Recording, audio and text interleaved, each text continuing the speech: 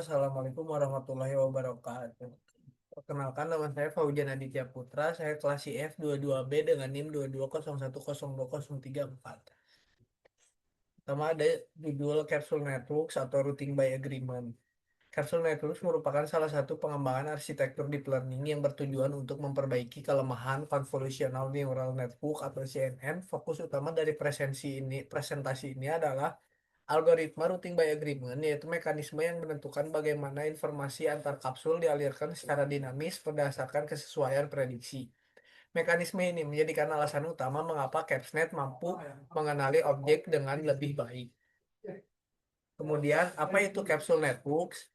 Capsule Networks adalah arsitektur jaringan saraf tiruan yang diperkenalkan oleh Geoffrey Hinton dan timnya. Berbeda dengan CNN yang menggunakan neuron skalar, CapsNet menggunakan kapsul berupa vektor. Setiap kapsul menyimpan dua informasi penting, yaitu probabilitas keberadaan suatu objek yang dipresentasikan oleh panjang vektor, serta informasi pose seperti orientasi, posisi, dan skala yang dipresentasikan oleh arah vektor.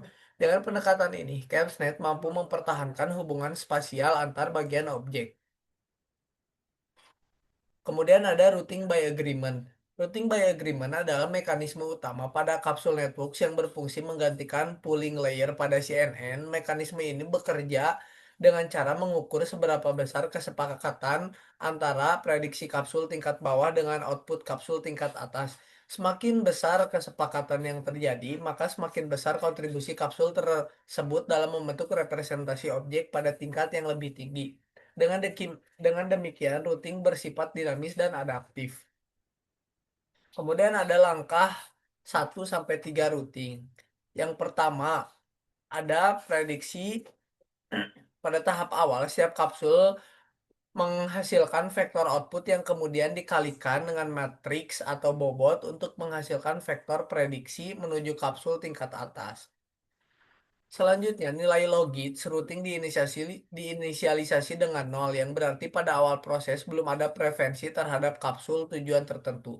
Setelah itu, nilai logits ini diproses menggunakan fungsi softmax untuk menghasilkan koefisien routing yang menunjukkan seberapa besar kontribusi kapsul bawah terhadap masing-masing kapsul atas. Kemudian ada langkah 4 sampai 6 routing, menghitung SG, dan ini kemudian ada squeeze function dan hitung agreement. Kemudian ada langkah sampai 7 langkah 7 sampai 8 routing. Kemudian ada squeeze function.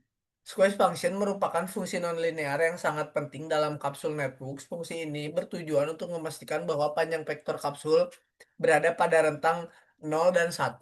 Panjang vektor mendekati 1 menunjukkan probabilitas tinggi bahwa objek tersebut ada, sedangkan panjang mendekati 0 menunjukkan probabilitas rendah. Arah vektor tetap dipertahankan sehingga informasi pose objek tidak hilang selama proses normalisasi. Kemudian ada kelebihan CapsNet. Capsule Network, Capsule Networks memiliki beberapa kelebihan dibandingkan CNN. Salah satunya adalah ketahanannya terhadap rotasi dan perubahan sudut objek. Selain itu, CapsNet mampu mempertahankan relasi antar bagian-bagian objek dan keseluruhan objek serta eksplisit. Hal ini membuat CapsNet lebih akurat dalam mengenali objek kompleks yang memiliki variasi bentuk dan orientasi. Kemudian kesimpulan, sebagai kesimpulan, routing by agreement merupakan komponen inti yang membuat kapsul network unggul dibanding CNN konvensional. Dengan mekanisme ini, CapsNet mampu memahami struktur objek secara lebih baik melalui hubungan part-whole. Oleh karena itu, kapsul networks menjadi salah satu pendekatan penting dalam pengembangan deep learning, khususnya pada bidang computer vision. Kemudian untuk implementasi kode yang saya latih.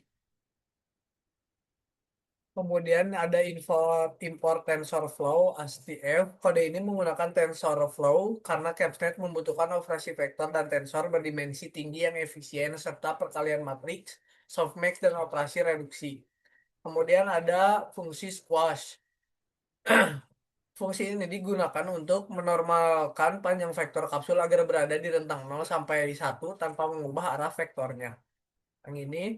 Kemudian ada square norm TF reduce ini Menghitung panjang vektor atau norm dari input kapsul dengan menjumlahkan kuadrat setiap elemennya.